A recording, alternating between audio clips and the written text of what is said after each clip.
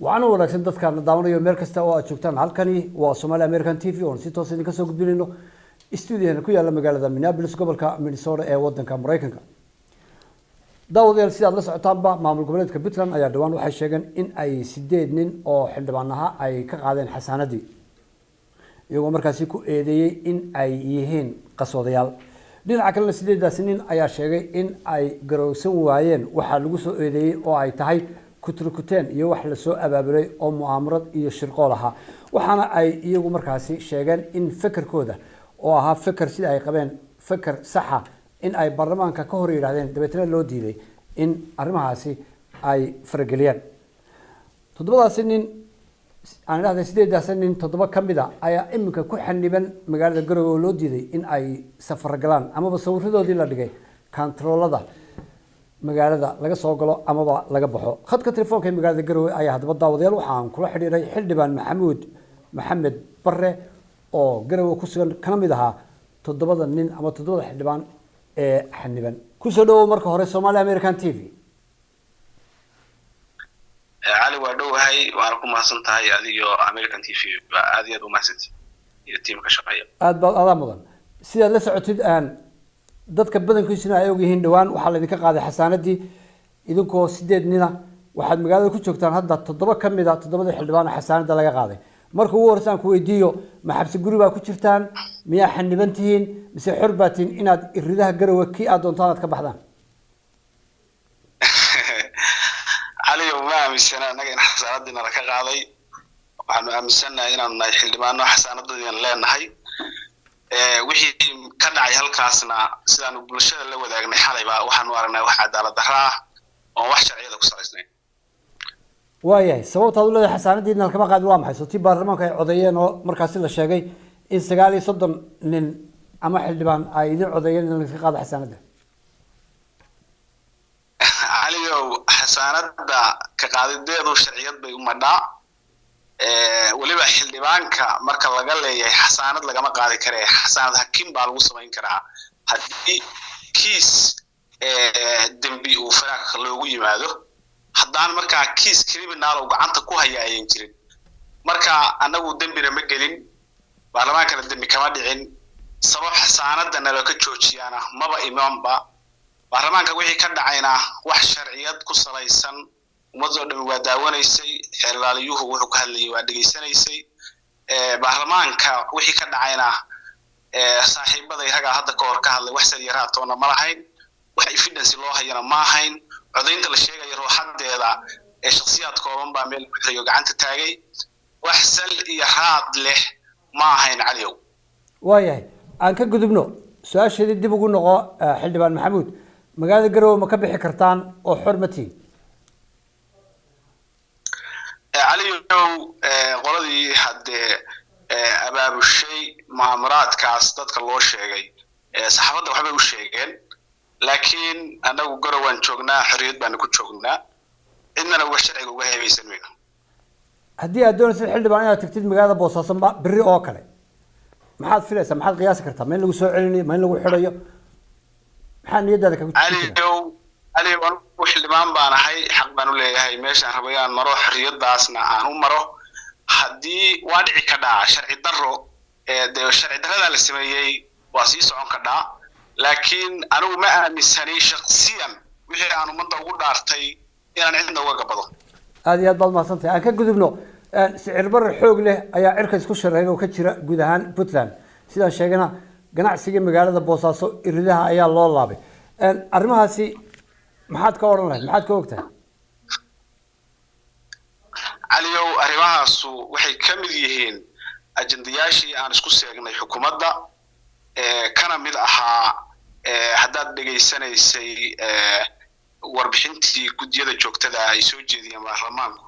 bay qayb ka ahayd ajandahayna ku jidhay dowladduna waxay ku guuldareysatay inay si sax u maaneej garayso u maamusho waana dalku meesha uu marayana aad baa u dareemaysaa saameyn adag bay ku yeelatay bulshada runtii waxaan halkan jeclahay inaan la wadaago bulshada reer Boosaaso iyo guud ahaan reer Puntland oo dhan maadaama xukuumaddii ku fashilantay inay la timaado istaraatiijiyad siyaasadeed indhergaradka iyo waxgaradka reer Puntland waayo aragnimada iyo aqoonta u leh dhaqaalaha waxa laga rabaa inay la yimaadaan hal abuur aragtiyeed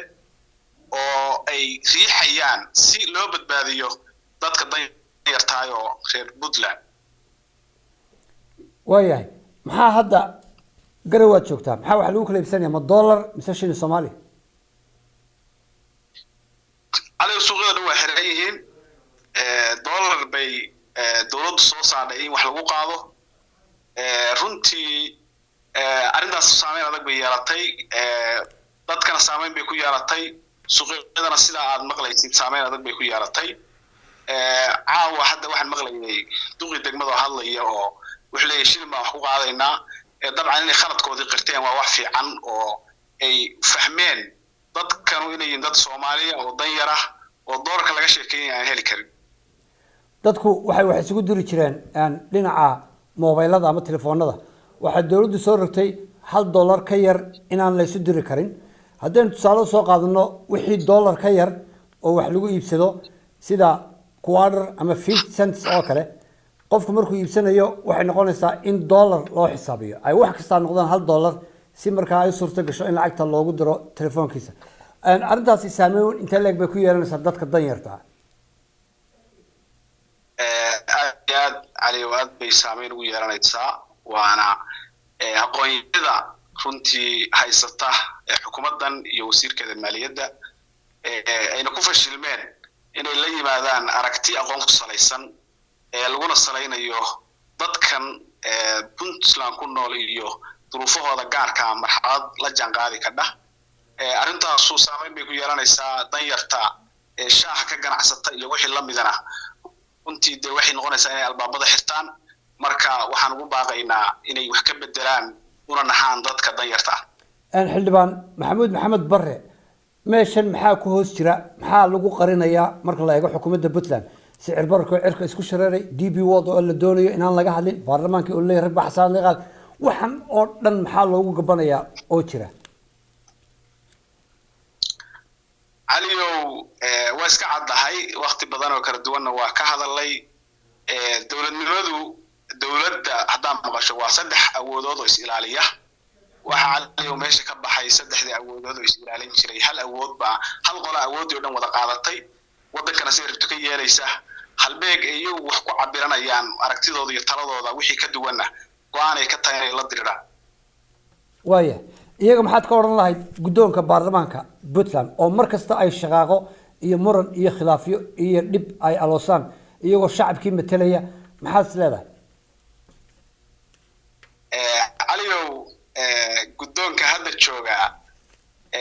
ma aha guddoon garan kara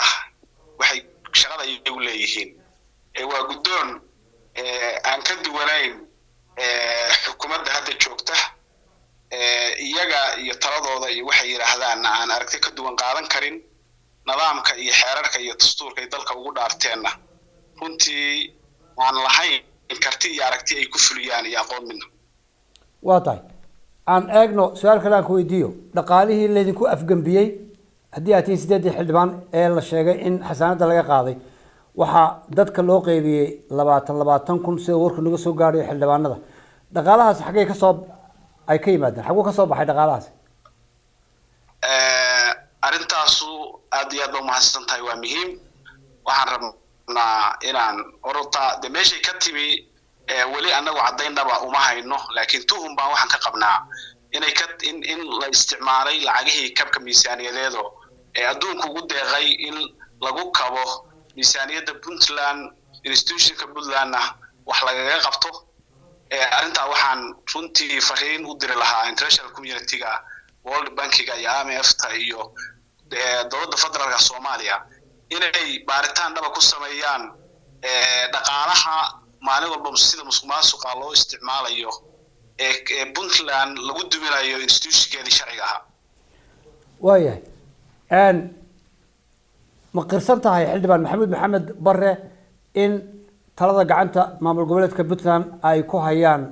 koox lagu magacaabo Aranjan absolutely waa qarsanahay waa qolo aan khibrad iyo waayo aragnimo u lahayn dawladnimada wax la dhaho kana aaminsan dowladnimadu inay tahay ganacsi wixii iyaga ganacsiga ka soo horjeedana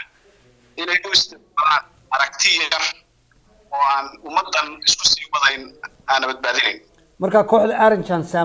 saameyn inta la eg bay ku leeyihiin xubnaha baarlamaanka ama xildhibaanada Puntland.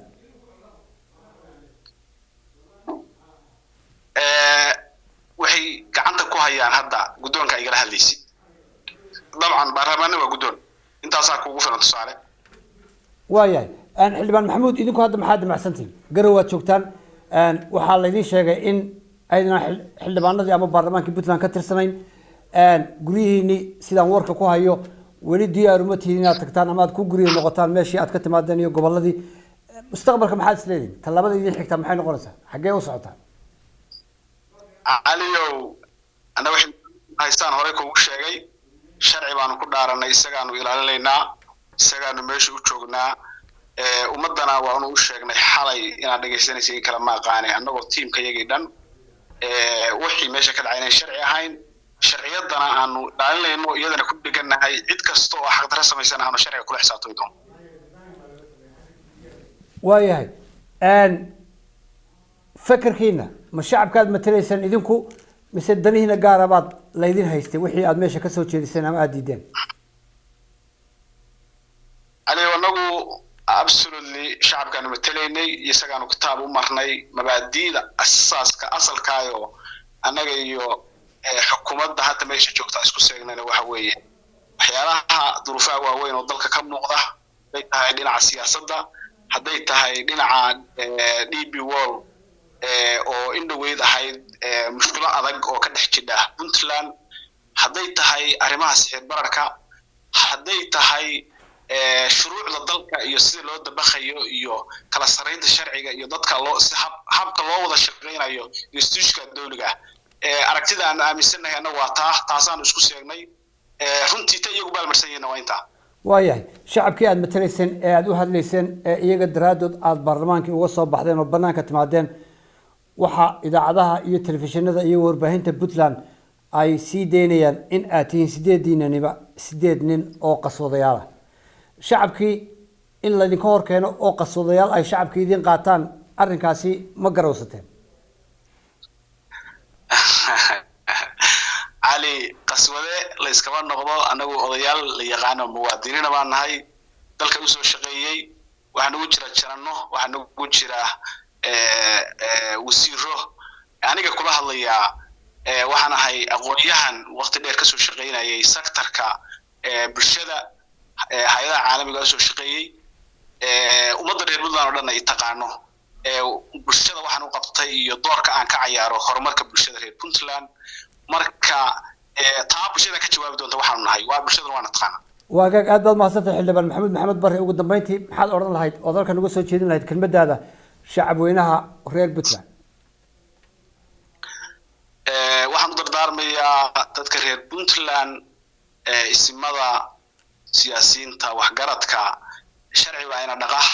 sharci baa ina ilaaliya sharci baa isku keenayn kara haddii sharci darro dhacdo waa burbureynaa waana kala tegaynaa marka cid walbi inay sharciga daba istaagto waan ugu baaqaya. waa hagaag daawadayaal intaasi ayaan kusoo koobayaa waraysigaasi koobnaa ee aan la yeeshay khadka telefoonka magaalada Garowe isagoo jooga xildhibaan maxamed barre oo ka mid ahaa 8 xildhibaan ee dhawaan maamul goboleedka Puntland ay sheegeen in ay xasaanada ka qaadeen. waxa uu ku sugan yahay haatan magaalada Garowe waxaan hore u sheegnay in 7 ka mid ay magaaladaasi ku sugan yihiin iyadoo wararka qaar ay sheegayaan in ay xaniban yihiin amaba aanay safar gali karin. waxa kale oo aan waraysigan aan ka xog waraystay sicir bararka Puntland oo haatan cirka isku shareeray iyo iyadoo maamulka Puntland ay soo rogeen in canshuurta ay ku qaadaan dollarka Mareykanka amaba lacagta dollarka iyadoo haatan ganacsiyadii meelihii waaweynaa ee halbowlayaasha magaalada Boosaaso ay isxidheen oo iridaha loo laabay. tan iyo kulankeena dambe daawadayaal barnaamijkan oo kale ama waraysigan oo kale intaan dib u kulmi doono waa cali xalaalo dhamaantiin baa idinkaga tagay sidaa iyo nabad geliyo. xildhibaan maxamed barre aad iyo aad baad mahadsantahay. adaa mudan saaxiib.